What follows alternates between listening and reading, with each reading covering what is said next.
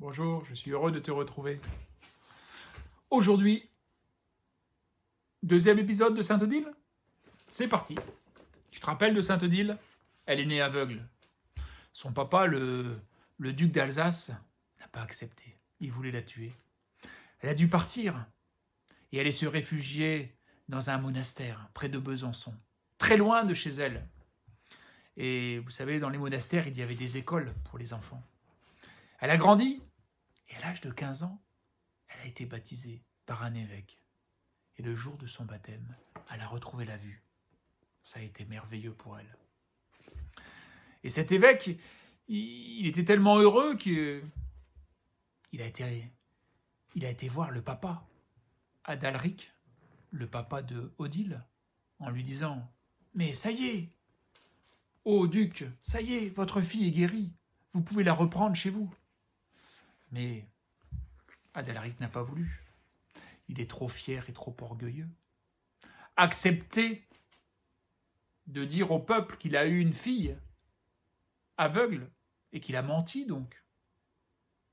Ça, il ne peut pas accepter.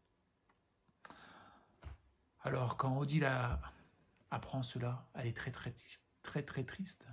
On la comprend. Elle qui rêvait de retrouver sa famille. Heureusement, elle a ses yeux maintenant. Elle peut apprendre à lire, à écrire. Elle peut apprendre... elle découvre tout. Et puis, elle apprend à devenir une vraie religieuse. Parce que vraiment, Jésus a tout pris dans son cœur. Mais au fond de son cœur, il y a quand même une tristesse. Surtout que la dame qui l'a aidée, vous savez, sa nourrice, qui habitait juste à côté du monastère, vient de mourir. Alors elle se sent comme orpheline. C'est elle qui lui a parlé de son papa, de sa maman, du château, C'est comme si tout avait disparu. Et dans son cœur, il y a une tristesse. Et puis, voilà qu'il y a des gens qui arrivent au monastère et qui parlent de Hugon. Hugon, c'est son grand frère. Bah oui, parce que après elle, Berejfind et son papa ont eu 5 enfants, 4 garçons et une fille. Et voilà que Hugon, c'était un beau jeune homme de 18 ans. Oh, elle a tellement envie de le voir. Elle envoie une lettre. Elle se dit, je vais lui dire que je suis là et que j'ai vraiment envie de revenir à la maison. Et elle se met à écrire la lettre. Et elle envoie la lettre. Un homme passé justement devait aller en Alsace. Il prend la lettre avec lui. Elle prie très fort pour que cette lettre arrive jusqu'en Alsace, jusque chez ses parents. Hugon reçoit la lettre. Et là, il est touché. Parce que cette sœur, il en a entendu parler. De Odile, bien sûr. Il aimerait tant la connaître. Et il va voir son papa. Il le supplie, papa, est-ce qu'on peut faire revenir Odile chez nous? Mais le papa se met en colère et il frappe son fils. Son fils s'évanouit. Mais Hugon ne désespère pas. Il se dit, je vais la faire venir. Et quand papa la verra, alors il sera obligé d'accepter notre sœur.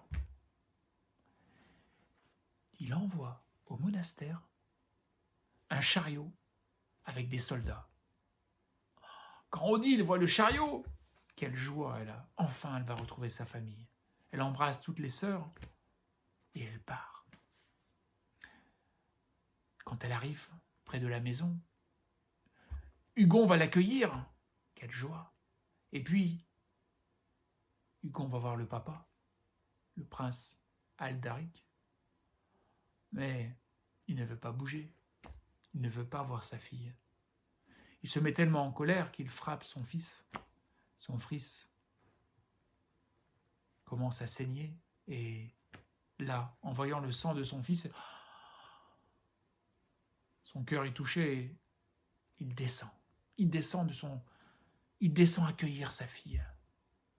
Mais c'est de courte durée, les bonnes intentions. Il demande à sa fille d'aller habiter en dehors du château, dans les dépendances. Heureusement, elle peut voir sa maman, elle peut voir ses frères et sœurs. pas son papa. Son papa ne veut plus la voir. Et elle vit très simplement. Elle prie, et puis elle aide les pauvres. Et un jour, en aidant les pauvres, elle avait un bol dans ses mains. Le prince Aldaric la voit et il la reconnaît. Il lui dit « Mais qu'est-ce que tu fais là ?» Et elle lui explique qu'il y a un pauvre qui a très faim, et en plus il fait très froid, et voilà une bonne soupe pour lui. Et là, le papa a le cœur touché. Il dit « Ma fille, elle est bonne comme ça. » Et il décide de faire revenir sa fille. On fait une grande fête. Et sa fille reçoit plein de cadeaux. Et elle vit comme toute la famille. Elle est heureuse, mais le silence et la vie religieuse lui manquent. Elle demande à son papa de retourner dans son monastère. Le papa n'est pas content. Il lui dit « Mais non, tu ne peux pas. D'ailleurs, je t'ai trouvé un époux. » Oui, il y a un prince de Germanie qui va t'épouser. On a préparé le mariage. Et là, elle lui dit « Mais papa, tu sais que j'ai fait des vœux pour être religieuse et je ne peux pas me marier. Si, tu vas rester. » Une nuit, elle a bien réfléchi. Elle met des habits de pauvre et elle se faufile devant les gardiens et elle réussit à sortir. Elle se met à courir. Vous saurez la suite dans un prochain épisode. À bientôt.